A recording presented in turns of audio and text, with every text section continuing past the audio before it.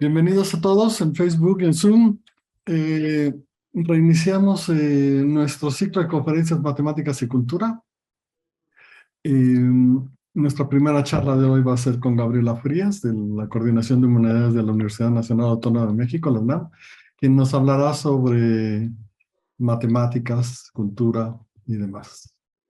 Eh, Quiero recordar a Darío, los organizadores, Darío Latorre, Marta Macho, Bruno Cisneros, Mariela Carbacho y nuestra querida conferencista del día de hoy, que es Gabriela Frías. Adelante, Gaby. Hola, muchas gracias a todas y todos, especialmente a Javier Elizondo por haberme invitado a dar esta charla. Como algunos de ustedes saben, Javier fue mi maestro hace algunos años y bueno, pues es un verdadero placer que me invite a dar una charla sobre mi tema preferido en el universo, que es matemáticas y literatura.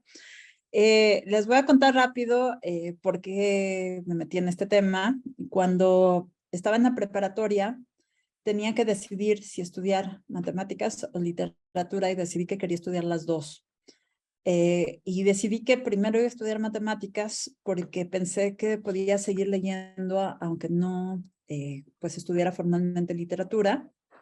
Y así lo hice y fue una carrera súper fascinante, lo mejor que pude haber estudiado. Pero cuando terminé la carrera decidí que sí iba a ser literatura y hice una segunda carrera en literatura inglesa. Ahora también soy filósofa de la ciencia, entonces la charla que daré el día de hoy es una mezcla de todas esas cosas, así que ténganme un poco de paciencia y si hay algo que no queda claro, algún término un poquito técnico, aunque no voy a hablar de tecnicismos, pues por favor adelante. Entonces voy a compartir pantalla y ojalá que los organizadores me digan si esto se ve. Creo que sí, todo bien, ¿verdad? Bueno. La plática de hoy tiene como título La comunicación de las matemáticas como literatura. Y bueno, ahora, como ahí dice, estoy en el programa universitario de Derechos Humanos.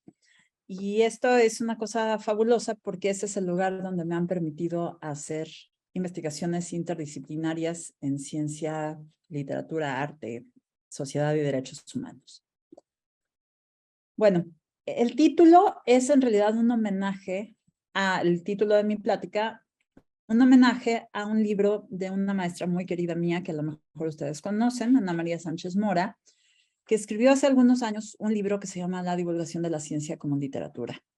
Cuando yo me encontré con este libro, yo ya había estudiado matemáticas, había estudiado literatura y quería hacer algo con esas dos cosas juntas, pero generalmente la gente me decía que estaba un poco loca y que tenía que elegir una sola. Cuando encontré este texto, me di cuenta que había más gente como yo a la que le gustaban hacer estos cruces interdisciplinares. Y bueno, pues acudí a buscar a Ana María, hice una maestría en filosofía de la ciencia y mi tema fue el recurso de la intertextualidad como una propuesta para la divulgación de las matemáticas que dirigió Ana María. Entonces, esta plática está parcialmente basada en mi tesis y en las pláticas súper enriquecedoras que he tenido con Ana María. Así que, Ana María, si me ves, te mando un beso muy grande. Bueno, Ana María dio una definición de divulgación de la ciencia y yo a partir de esa en mi tesis de doctorado posteriormente desarrollé una definición de comunicación. En el tema de comunicación, en lugar de divulgación, se refiere pues a que de pronto algunos de nosotros estamos tratando de hacer estudios para hacer comunicaciones más horizontales con la gente que nos está viendo. Ya no hablamos de públicos, como se habla en la divulgación, sino de otros grupos culturales con diferentes conocimientos.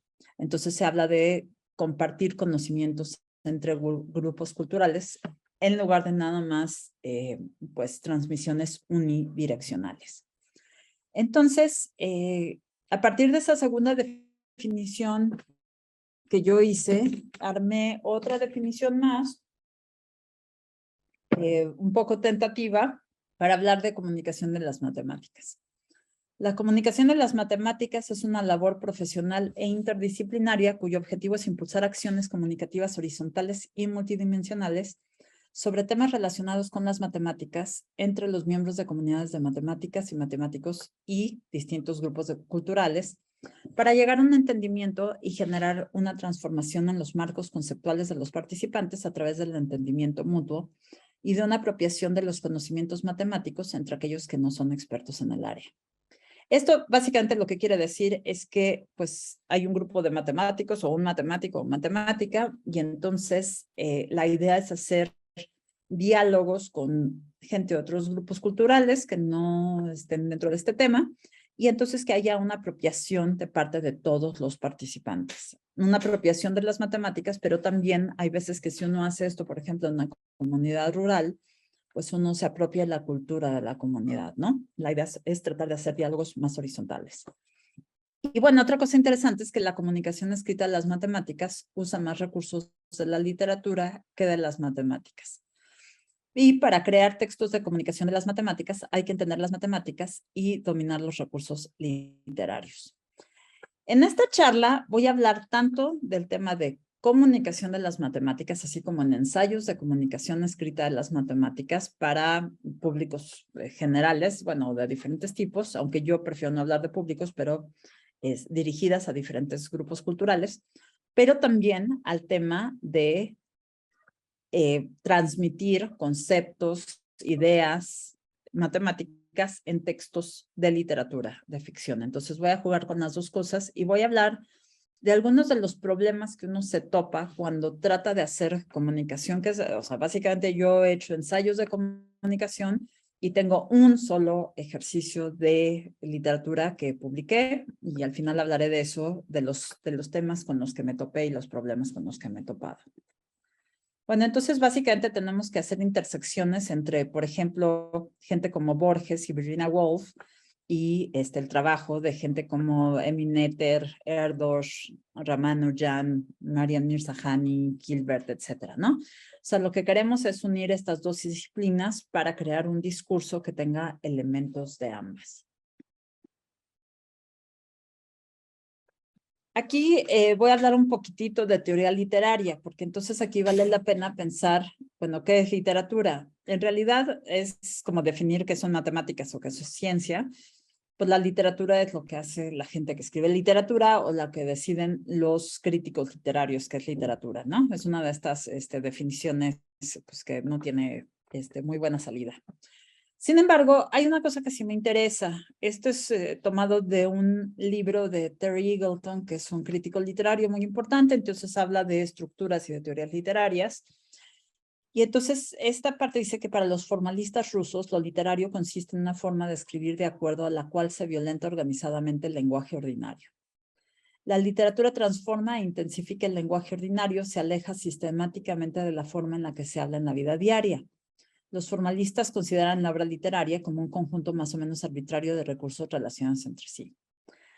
Aunque esta definición es un poco enredada, básicamente lo que me interesa es la idea de violentar organizadamente el lenguaje ordinario. O sea, nos estamos separando del lenguaje que usamos todos los días para hablar, para comunicarnos de manera informal, coloquial, etcétera.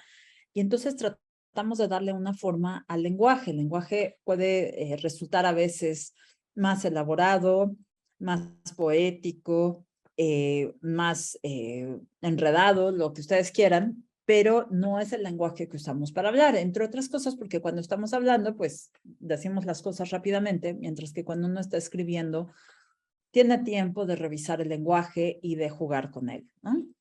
Entonces, para hablar de matemáticas a través de la literatura o hacer comunicación o ficción, a través de la literatura, pues tenemos que alejarnos del lenguaje común, sí, pero tenemos problemas fuertes porque lo que queremos es hacer textos que sean interesantes, que estén bien escritos, que tengan un estilo, que tengan pues a lo mejor cosas muy agradables que le gusten al lector, que se lean fácilmente, que produzcan placer o que produzcan diferentes tipos de emociones. Entonces, tenemos que ver cuáles son los problemas de crear textos así con contenido matemático. Bueno, y también está la pregunta de por qué comunicar matemáticas a grupos culturales de gente que no sea experta en el área. Pues por muchas razones, ¿no? Hacer que el conocimiento matemático sea accesible para el público en general, pues eso es parte de una sociedad democrática. Hace poquito hice un ejercicio con mis alumnos de la carrera de mate, que estamos, tengo una clase con ellos de comunicación de las matemáticas, y entonces resulta que les dije que qué sentían, no qué pensaban, que no racionalizaran, qué sentían cuando pensaban en las matemáticas. Y entonces el chat, porque doy clases en línea, se llenó de comentarios que decían siento emoción, siento pasión, siento miedo, siento, no sé, me siento frente al abismo, siento una serie de cosas, ¿no? Entonces, esto es algo que las matemáticas y los matemáticos sentimos cuando estamos haciendo matemáticas, cuando estamos leyendo sobre matemáticas, cuando estamos resolviendo un problema. La gente que ha resuelto, que está trabajando con problemas súper difíciles, pues es como obsesión, como emoción, un montón de cosas, ¿no? Esas cosas sería interesante transmitirlas a la gente que generalmente está alejada de estas sensaciones cuando piensa en matemáticas, ¿no? Además, queremos desarrollar el pensamiento crítico, entre muchas otras cosas más. Y pensando en este ejercicio con mis alumnos, lo que estuvimos trabajando fue cómo volcar nuestros sentimientos hacia esta área que nos gusta tanto a través de la literatura, y estuvimos practicando varias cosas. Y ahí a mí me gusta contarles, hablar de este texto de lo sublime y lo bello, que se llama A Philosophical Inquiry into the Origin of Our Ideas of the Sublime and the Beautiful, de Edmund Burke, que es un escritor inglés. Esto también tiene un antecedente en Kant. Y bueno, a mí me parece que esta idea de lo sublime explica muy bien lo que a mí me producen las matemáticas, y bueno, desde luego también otras áreas de la ciencia, pero en particular las matemáticas. The passion caused by the great and sublime in nature, when those causes operate most powerfully, is astonishment.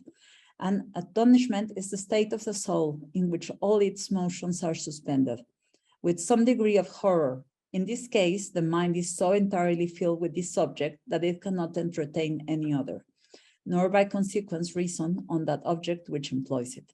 Hence arises the great power of the sublime, that far from being produced by them, it anticipates our reasonings and hurries us on by an irresistible force. Astonishment, as I have said, is the effect of the sublime in its highest degree. The inferior effects are admiration, reverence, and respect. Entonces, Burke hace esta diferencia entre lo sublime y lo hermoso. Lo sublime, lo hermoso, por ejemplo, podría ser una flor muy linda, pero lo sublime es algo que te quita el aliento. Por ejemplo, él pone su ejemplo particular es El Paraíso Perdido de John Milton, que es esta obra maestra que Milton escribió cuando ya era ciego, y que está llena de imágenes de oscuridad. Entonces, es muy interesante ver, por ejemplo, lava oscura que brilla, negro, cosas así.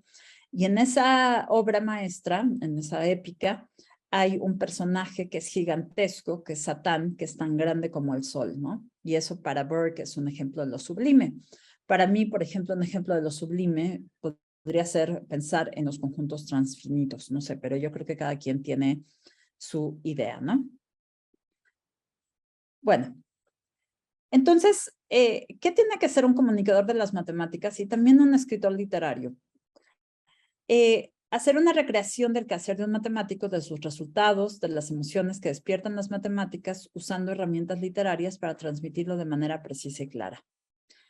Cuando uno está trabajando en un texto de comunicación de las matemáticas, que podría ser también un texto literario, y ahorita vamos a ver la diferencia entre ficción y no ficción, siempre hay que considerar los intereses, el contexto y el conocimiento previo de los grupos culturales con los que interactúa, a los que se dirige, ¿no? O sea, hay veces que si uno escribe un texto, pues va dirigido como al público en general, como le llaman, ¿no? Y uno lo echa como botella al mar y a ver dónde llega.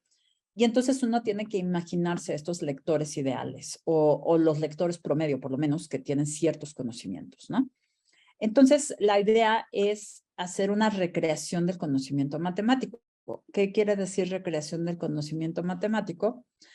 Pues quiere decir reproducir el conocimiento, pero en otras palabras, básicamente es una traducción, pero no es exactamente una traducción, digamos, una traducción literal.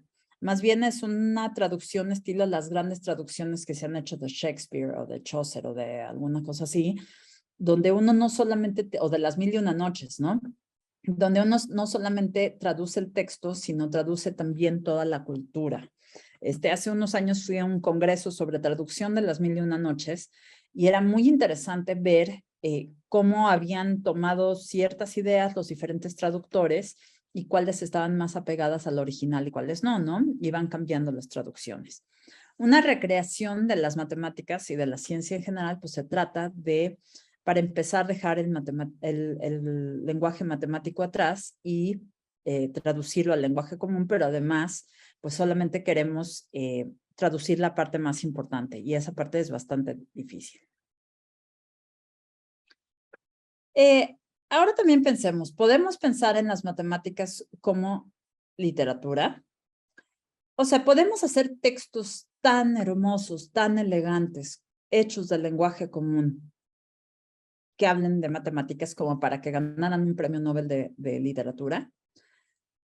Y además la pregunta que también me hago es cómo crear literatura de ficción y de no ficción con temas matemáticos. O sea, los ensayos sobre temas de matemáticas, cuando estamos hablando sobre un tema específico, pues son suficientemente difíciles porque uno tiene que hacer la recreación de las matemáticas y a veces los conceptos matemáticos son bastante complicados y se tiene que tomar la esencia nada más.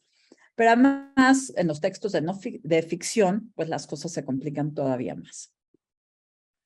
Bueno. Voy a tomar ahora una serie de clasificaciones de Ana María Sánchez Mora, pero yo las modifiqué. Ella dice que son clasificaciones sobre pues, la literatura científica, digamos, o que tenga temas de ciencia, pero yo lo modifiqué para hablar de matemáticas. Entonces, con esta modificación, hay 4 clasificaciones. Divulgación de las matemáticas o comunicación, como le llame yo. Su fuente es la matemática e intenta hacer accesible el conocimiento científico o matemático al público. Es la única categoría con este objeto primario. En esta categoría es tan importante el estilo como el grado de apego a la ciencia al recrearla. Ejemplo que pone ella el quinteto de Cambridge de John Casti. Matemáticas en la ficción.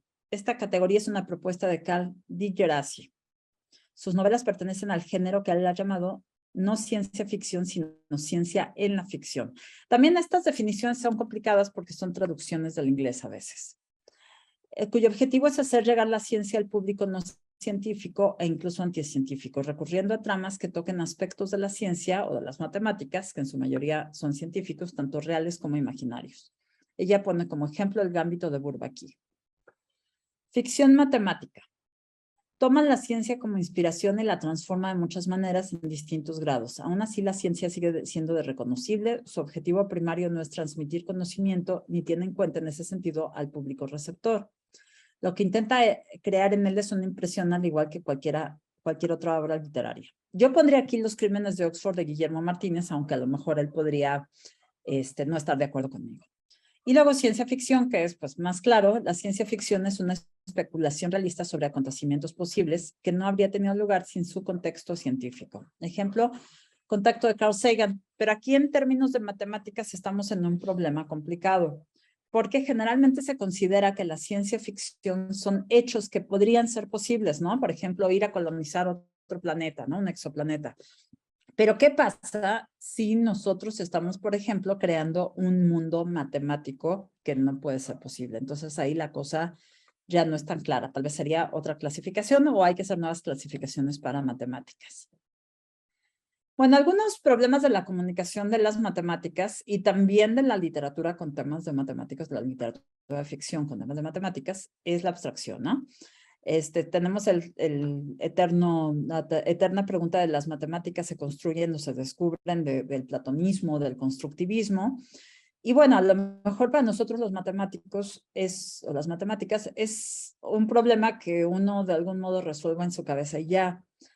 Pero estas cosas se transmiten cuando uno está hablando de matemáticas, cuando está escribiendo un texto o cuando está escribiendo una novela. Entonces, pues a lo mejor esto aparece en la obra y no es tan claro para la gente que nos escucha, que no sean expertos.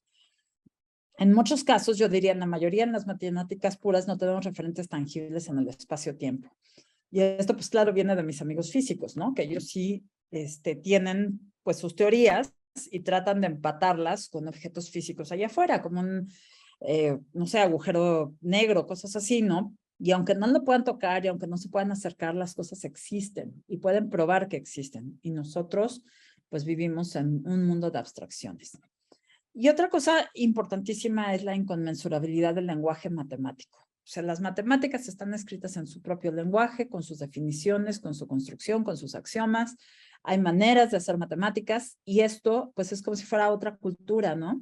Y entonces tenemos que pensar en el problema de las dos culturas, que ya mencionaba C.P. Snow, y entonces cómo trasladar toda una cultura con un lenguaje a otro lenguaje que viene de otra cultura, ¿no?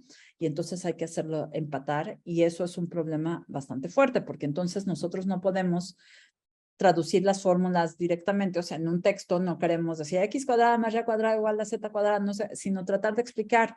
De hecho, en la comunicación de las matemáticas, yo preferiría no poner fórmulas y eso es muy difícil, porque la primera tentación que tiene uno es poner una fórmula. Entonces, hay cosas que de verdad es casi imposible darles la vuelta sin una fórmula, pero cuando Stephen Hawking escribió En busca del tiempo perdido, su editor le dijo, por cada fórmula que pongas vas a perder a varios lectores. Y eso es cierto, la gente le tiene miedo al lenguaje matemático. Bueno, la dificultad de los conceptos y los conocimientos previos que se requieren para entenderlos. Hay veces que uno necesita años de estudio para entender un concepto matemático y eso es difícil de comunicar. Y en mi visión, la construcción y el descubrimiento complementan distintos momentos del trabajo matemático que hay que expresar y generalmente tomo como partida una visión constructivista para hacer hincapié en la importancia del trabajo matemático desde una perspectiva humanista o humana. ¿Por qué digo esto? Porque muchas veces cuando uno es estudiante en la Facultad de Ciencias, está tomando clase de cálculo, de álgebra o lo que ustedes quieran, y entonces a uno le dicen el teorema de Cauchy, el teorema de no sé qué, y muchas veces uno no sabe ni quién es Cauchy, ni quién es Noether, ni quién es nadie, y entonces como que se separa de la historia la presentación del conocimiento matemático. Y a mí una cosa que me parece absolutamente fascinante es pensar en qué momento histórico se crearon los conceptos matemáticos o los teoremas, etcétera, y también transmitir esa parte para que no se convierta nada más en una abstracción, sino en un quehacer intrínsecamente humano. Y también tenemos pues este tema dificilísimo que ya había mencionado antes de las representaciones de los matemáticos y las matemáticas en la sociedad. En filosofía de la ciencia hablamos de representaciones, que quiere decir pues el modo en que la gente nos ve, ¿no? Entonces los estereotipos, por ejemplo, en las matemáticas, si uno le pregunta, bueno, lo típico, ¿no? Que ya se ha dicho muchas veces, si uno va a una fiesta, le dice a alguien, soy matemática, pues te dicen, eres muy lista, estás un poco loca, ¿no? ¿Qué hacen? Operaciones inmensas, saben hacer raíces cuadradas gigantescas. Entonces, hay una representación de los matemáticos en la sociedad y también del quehacer de los matemáticos que no necesariamente corresponde a lo que hace un matemático, ¿no? Y luego, además, a esta representación va unida el tema de que las matemáticas se consideran algo extremadamente difícil. En comunicación de la ciencia hay estudios sobre lo que sucede cuando uno se enfrenta, quien sea, a algo que uno cree desde antes que es muy difícil. Se llama desconfianza autoinfligida. Entonces, si yo llego a una plática con un premio Nobel de química, yo inmediatamente digo, pues es que no voy a entender nada porque yo no sé química.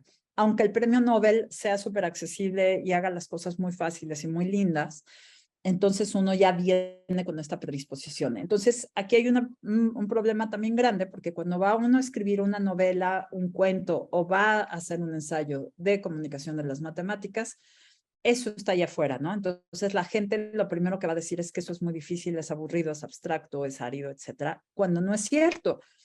piensen en las respuestas de mis estudiantes cuando les pregunté qué les producen las matemáticas. Pasión, emoción, pues miedo, pero no como miedo a algo terrible, sino como miedo a lo desconocido, al abismo, a todo lo que falta aprender. Bueno, entonces, ¿cómo plasmar las matemáticas en la literatura a través de la recreación? Pues con herramientas literarias. Y voy a tomar una analogía de algo parecido que vi en el Museo Cosmocaixa de Barcelona hace algunos años. Generalmente lo uso para explicar la parte de la ciencia. En matemáticas es un poco más complicado. Pero, bueno, supongamos que este es un objeto matemático que están estudiando los matemáticos profesionales. Y entonces, para hacer la recreación de este objeto, lo que tenemos que hacer un poco es ir quedándonos con la parte más básica de este objeto hasta que tenemos, como esta serie de toros de Picasso, perdón, tenemos un objeto minimalista que todavía se reconoce como un toro con las líneas fundamentales, pero que ya no es todo el objeto complicado con todas sus características completas, ¿no?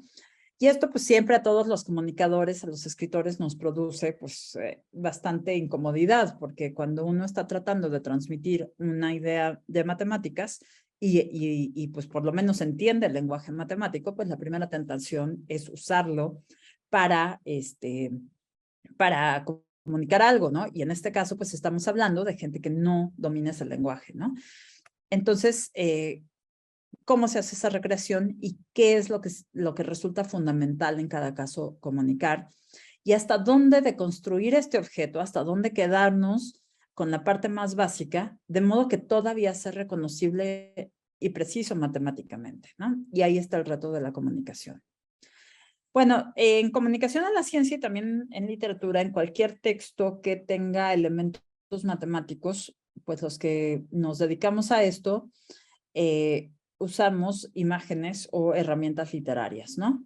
Generalmente las imágenes literarias se crean a partir de metáforas y símiles y puede uno crear a partir de eso imágenes auditivas, táctiles, gustativas, visuales, muchos tipos, ¿no?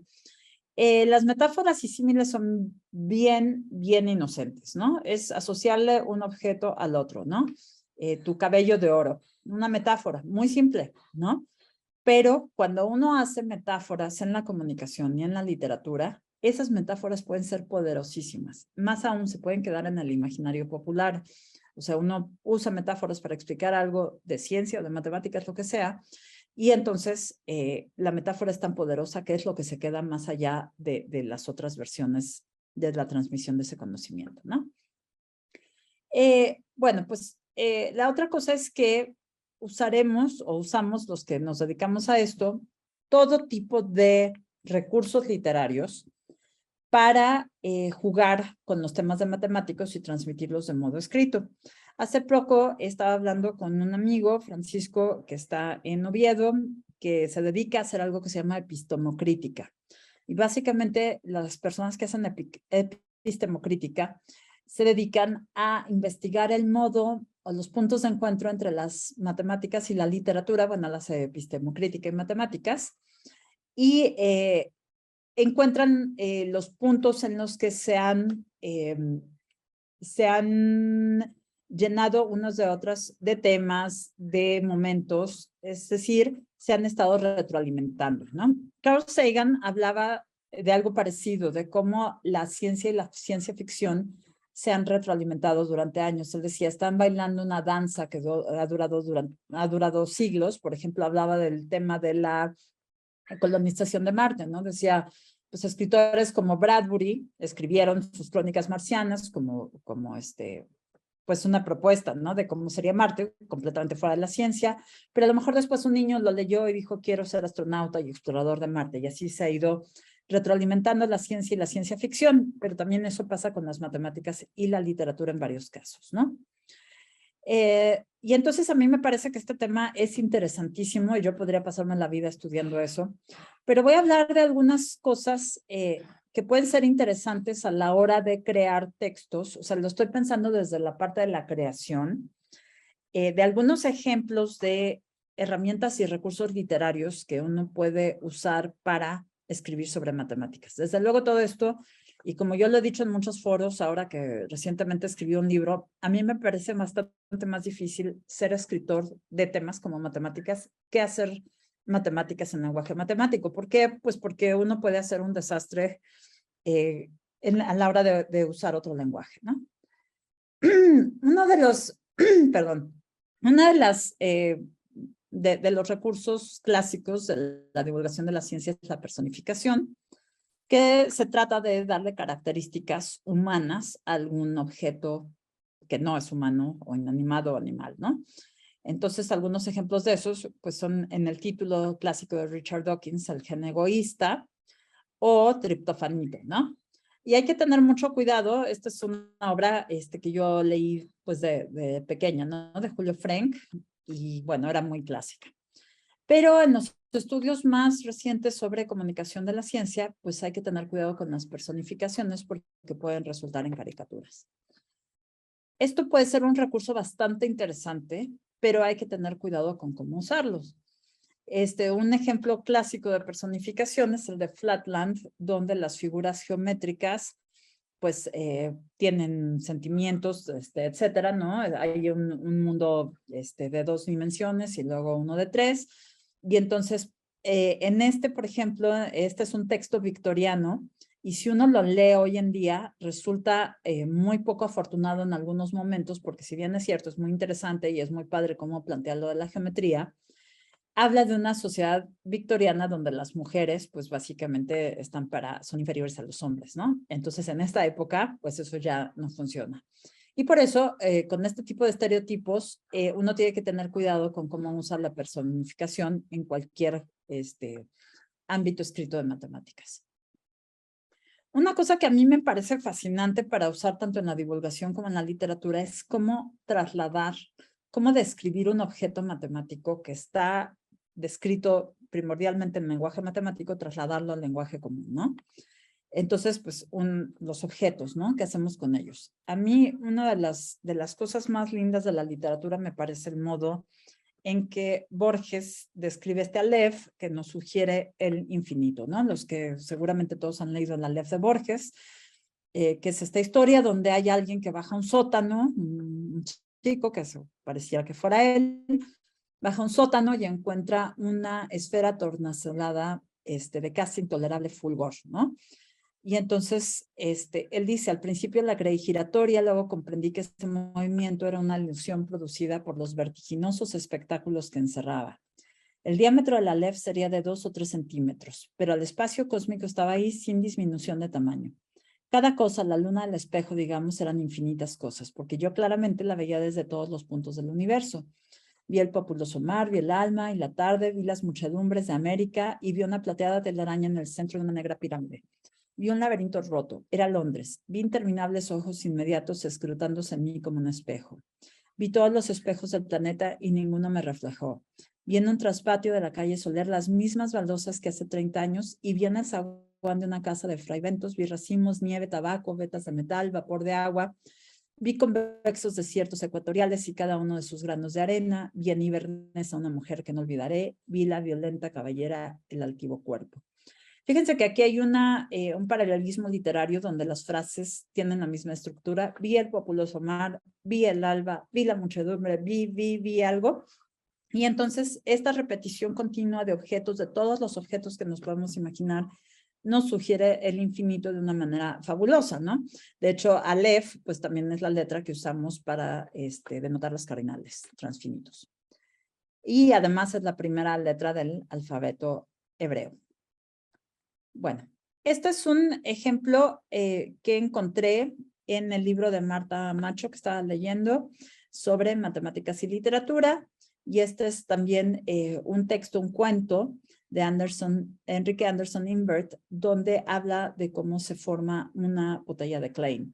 Y entonces, si para los matemáticos es difícil describir una botella de Klein, pues con fórmulas, una descripción matemática rigurosa, y además es difícil, ¿no? O sea, uno la ve y la vuelve a ver y dice, vale, qué cosa tan interesante. cómo describe uno este objeto simplemente con herramientas literarias, ¿no? Entonces aquí hay toda una historia donde el personaje está viendo cómo se construye una botella de Klein, ¿no? Podrán haberse identificado en primer lugar los dos lados horizontales de la figura 23. Se había obtenido así una banda de Möbius cuyo borde debía identificarse siguiendo las indicaciones de las flechas verticales, ¿no? Pero fíjense qué difícil sería describir en un texto para alguien que no está familiarizado con estas figuras y con el pensamiento matemático un objeto de este tipo. Bueno, otra cosa que a mí me parece interesante en términos de cómo usar las matemáticas en la literatura es crear escenarios matemáticos. ¿Qué tal si creáramos una ficción en la que el mundo fuera o el universo fuera un toro, ¿no? Hay una novela que a mí me llamó mucho la atención que se llama Casa de Hojas de Mark Z. Danielewski, que se trata de una casa que tiene unos cuartos, o sea, de pronto no entra un cuarto y el cuarto se agranda, no sabe uno hasta dónde, y luego se achica y la casa cambia de tamaño y sigue siendo una casa, ¿no? A mí esa casa, pues o sea, me produce nada más la idea de un objeto topológico que sigue siendo el mismo objeto, pero que va cambiando en sus espacios, ¿no? Y me parece un ejercicio literario verdaderamente interesante. ¿Y por qué hablo de esto? Porque tenemos también esto que dije de cómo usar la literatura para expresar las matemáticas. Tenemos que pensar que nuestro ejercicio literario sea un ejercicio literario de primerísimo nivel, o sea, una obra literaria con contenido matemático, básicamente, o con estructuras matemáticas, o con personajes matemáticos. Y entonces, el reto es cómo lograr estas cosas, que tenga precisión, pero que también tenga belleza y que también sea una obra literaria interesante.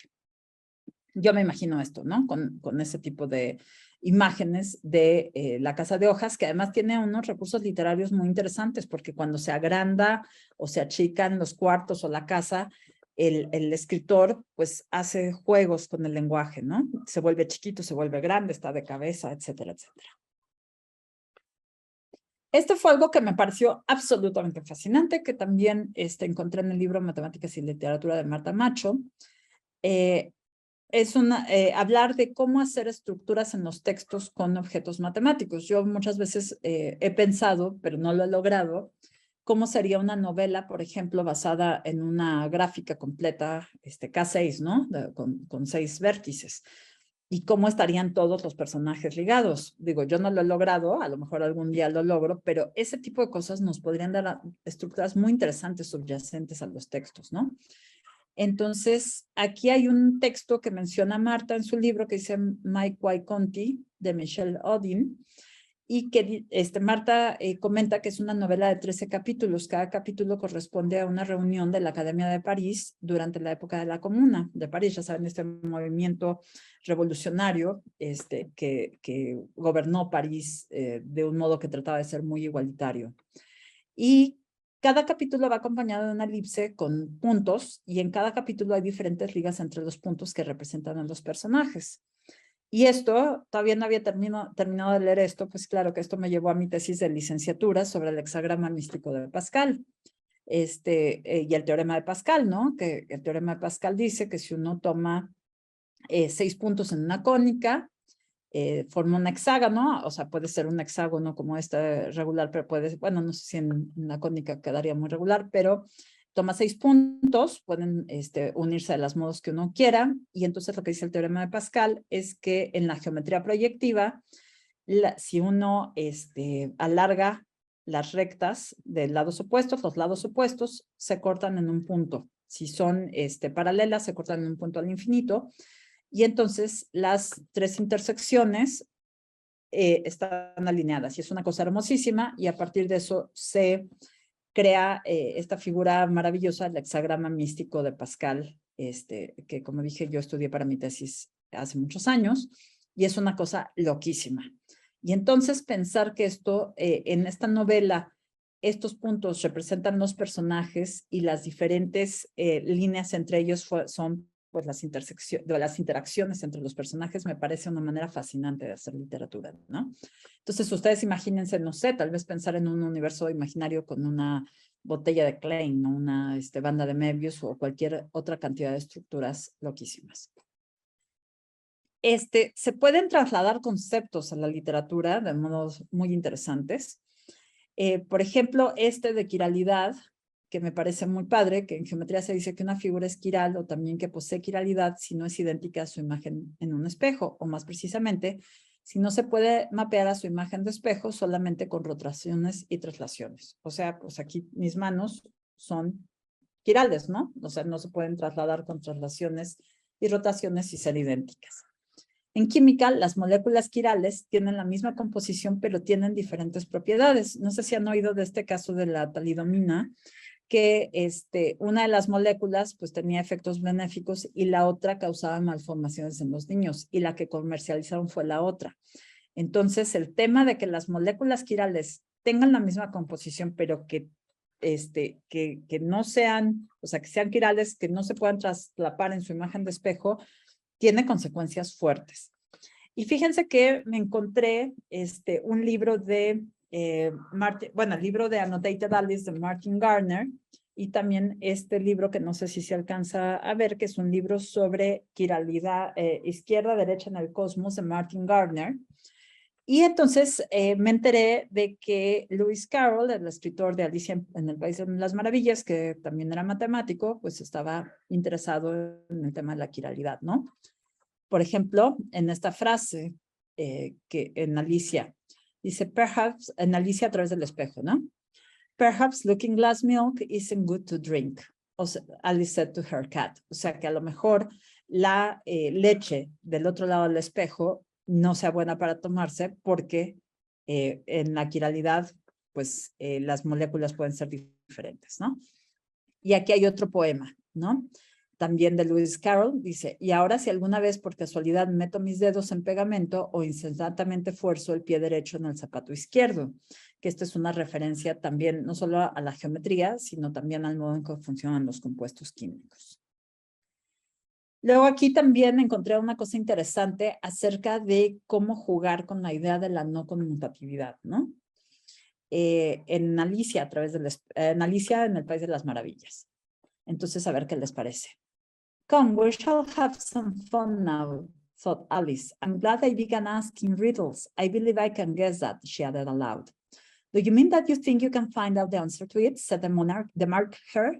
Exactly so, said Alice. Then you should say what you mean, the March Hare went on. I do. As Alice hastily replied, at least, I mean what I say. That's the same thing, you know. Not the same thing a bit, said the Hatter.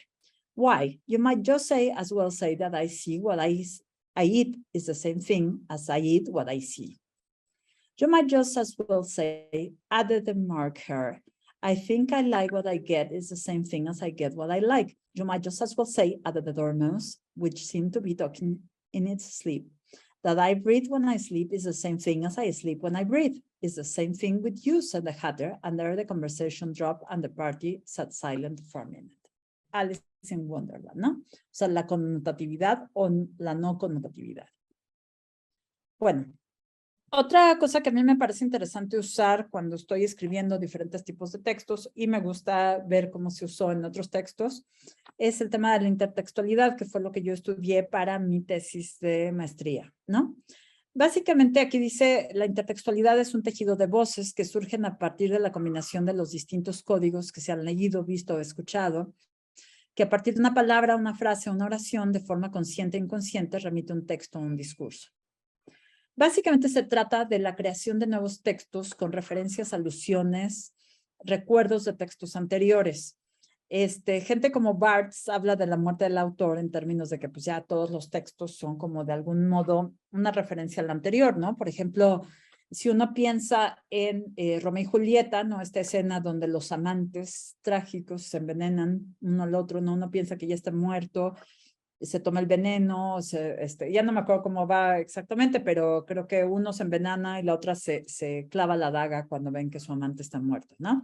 Esa es una referencia a una historia de Ovidio, anterior a Shakespeare, desde luego, donde pasa lo mismo.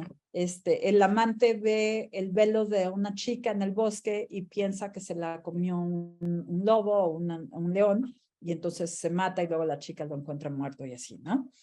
Eso se llama intertextualidad, tomar como una historia, una referencia anterior y modificarla para crear algo nuevo y diferente, ¿no? Es un mosaico de citas, cualquier texto es absorción y transformación de otros. Ahí dicen el lenguaje poético se lee al menos 2 veces por la referencia anterior y la nueva. Ojo, esto desde luego no quiere decir plagiarse las cosas, sino hacer referencias. Y a veces uno puede tomar, por ejemplo, tramas para hacer referencias en una nueva historia. Por ejemplo, la trama de detectives, ¿no? La trama de detectives súper clásica, por ejemplo, de Arthur Conan Doyle, ¿no? De Sherlock Holmes, que sabemos que los detectives pues tienen ciertas características. Pues bueno, hay libros escritos como Los Crímenes de Alicia, donde hay un crimen, hay alguien que resuelve el acertijo. Pero además, pues aquí en los libros que además yo admiro muchísimo a Guillermo Martínez, que me parece que es mi escritor literario de matemáticas y literatura preferido. Me parece fabuloso el modo en que representan las comunidades de matemáticos y cómo en la obra las matemáticas pues están realmente entretejidas con toda la historia, ¿no? Luego, esta es una cosa muy interesante que a lo mejor pocos de ustedes conocen, se llama Software de Rudy Rucker. Rudy Rucker es un escritor que todavía vive de ciencia ficción, que era de la generación de los cyberpunks como, ahorita se me fue el nombre, Neuromancer, el tipo de novelas como Neuromancer que hablan pues de estos futuros distópicos. Y entonces él es matemático también y escribe novelas de ciencia ficción distópica de matemáticas. Yo tuve la oportunidad de conocerlo y platicar con él. Y esta novela de software, de ciencia ficción, es una cosa loquísima porque se trata de transhumanismo, ¿no? Se trata de personas que ya pueden trasladar su conciencia a robots que viven eternamente, ¿no? Y aquí pues están todas estas preguntas de si podríamos crear seres humanos con una inteligencia idéntica a la de nosotros, cuestiones de evolución, y aparecen muchísimas cosas de matemáticas comentadas aquí, por ejemplo, el teorema de Gödel, y es súper interesante. Y hay una cosa que a mí me parece fundamental cuando estamos trabajando con matemáticas, hablar del lado humano de la matemática. El lado humano de la matemática, me refiero a esto que decía al principio, que creo que las matemáticas no solamente se deben transmitir los teoremas de matemáticas, sino también el quehacer matemático. ¿En qué contexto se creó? ¿Cómo se interactuaron los matemáticos de la época? ¿Qué cosas descubrió un matemático en un país y en otro no? Y entonces estuve leyendo un libro de este señor que seguramente algunos de ustedes conocen, Roberto Marcarián, que escribió sobre el lado humano de la matemática y la importancia de pensar en las matemáticas como una actividad intrínsecamente humana. Roberto Marcarián, yo oí su historia por primera vez de voz de una de mis maestras, de Concha Ruiz, y después conocí a Roberto Marcarián unos años después, lo vi en Uruguay. Y bueno, Roberto Marcarián, seguramente ustedes saben que estuvo preso durante la dictadura de Uruguay durante muchísimos años en una cárcel.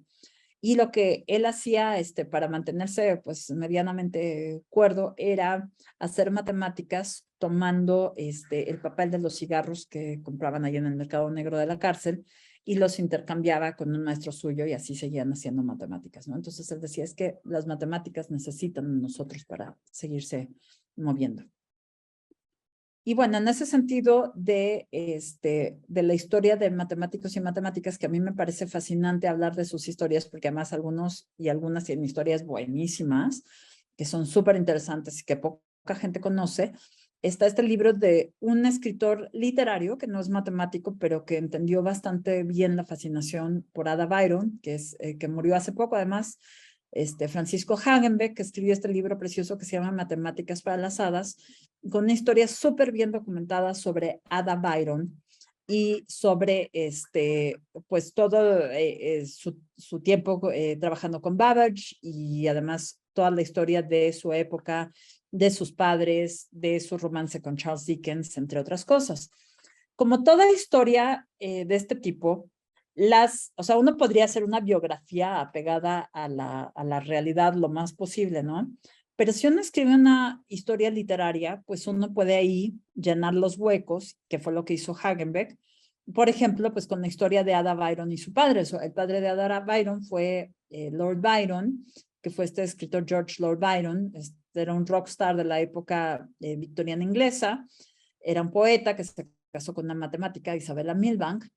Y entonces se pelearon Lord Byron y su esposa porque Lord Byron empezó a andar con su propia hermanastra y entonces él tuvo que salir huyendo de Inglaterra. Se fue al continente, como le llaman ellos, a Europa, entre otros lados a Ginebra, y en Ginebra se reunió con un grupo de amigos en una casa que se llama la Villa Diodati, y uno de ellos propuso que escribieran una historia de fantasmas, y bueno, ahí estaba Mary Shelley y escribió La semilla de Frankenstein. Pero de regreso en Inglaterra, Ada se quedó con su madre, Isabella Milbank, y se dice que nunca volvió a ver a su padre. O sea, que su padre se fue cuando ella tenía 1 año de edad, ¿no? Entonces Hagenbeck juega con este tipo de cosas, con este tipo de historias, para hacer una historia realmente memorable de Ada Byron, la mejor que yo he leído, ¿no? Pero en este tipo de cosas, como en la historia de Ada Byron, de Matemáticas para las Hadas, como en las historias de los crímenes de Oxford, de Guillermo Martínez, tenemos un problema fuerte: la suspensión de la incredulidad. La suspensión de la incredulidad en literatura se refiere a que nosotros tenemos mundos ficticios en la literatura, y estos mundos, nosotros invitamos al lector a unirse a nuestro mundo y a creerse todo lo que pasa en él. Entonces, si nosotros nos metemos al mundo del Señor de los Anillos de Tolkien, que de hecho era un súper erudito en leyendas, en leyendas y cuentos medievales ingleses, si nosotros nos metemos a este mundo, pues aceptamos que hay elfos y que hay hadas y que hay goblins y que hay anillos y que está Mordor y no nos afecta en lo más mínimo. O sea, escogemos creérnoslo. Pero ¿qué pasa si nosotros tratamos de escribir un texto con matemáticas e inventamos al lector a entrar en la suspensión de la incredulidad? Aquí la pregunta es, ¿el lector podrá distinguir entre lo que son matemáticas y lo que no son matemáticas? Bueno, y aquí voy al libro que yo escribí sobre esto, donde se me ocurrió crear un mundo matemático donde todo puede ser infinito, ¿no? Y entonces, pues claramente no es ciencia ficción porque no es algo posible. Y entonces, pues yo planteo esto como un ejercicio literario, pero tenemos una bronca cuando hacemos estas cosas. El lector no necesariamente distingue entre lo que es una fantasía y lo que sí son matemáticas. Eso lo hace el matemático o la matemática. Y entonces aquí nos metemos en un lío tremendo que yo todavía no puedo resolver. ¿Qué pasa si uno quiere transmitir un conocimiento matemático, y que es algo que estuve hablando con Javier Elizondo hace poquito? ¿Qué pasa cuando uno quiere crear unos universos matemáticos con la intención de comunicar algún concepto, algún teorema, etcétera? Desde luego uno puede intentarlo, y eso fue lo que yo hice, intentarlo, ¿no? Pero entonces aquí tenemos, pues paradójicamente, el problema de que si creamos un mundo matemático que sea súper interesante, el lector no va a saber, no sé, encontrar si son matemáticas precisas o no, o simplemente es una ficción que viene de la imaginación del lector, pero que no tiene nada que ver con matemáticas, ¿no? Entonces, todos estos juegos nos llevan a preguntarnos varias cosas, ¿no? ¿Cómo hacer comunicación de las matemáticas a diferentes tipos de grupos culturales, de modo que usemos la literatura de modos precisos, agradables, etcétera, pero que las matemáticas sigan siendo reconocibles? Y segundo, pues ver qué podemos crear en términos de ficciones, tanto si hablamos de un personaje como Paco Hagenbeck, que habló de Ada Byron, como de un objeto matemático, cómo hacer que de algún modo le transmitamos, o cómo hacer para transmitirle de algún modo al lector estas matemáticas y nuestra fascinación por estas matemáticas, nuestro amor, nuestra pasión, nuestra emoción, todo eso, ¿no? Y bueno, eso es una pregunta abierta que después de esta plática espero que alguien me dé ideas de cómo resolver. Mientras tanto, yo voy a seguir practicando, y este es un tema que a mí me súper fascina, que parece que, por lo que he oído de algunos amigos míos, La epistemocrítica es todo un área de estudio en Europa. Y a mí me gustaría seguir estudiando, aprendiendo sobre estos textos y además tratar de implementar lo que voy aprendiendo para hacer obras literarias con matemáticas. Y bueno, pues con esto acabo. 1.000.000 de gracias por invitarme.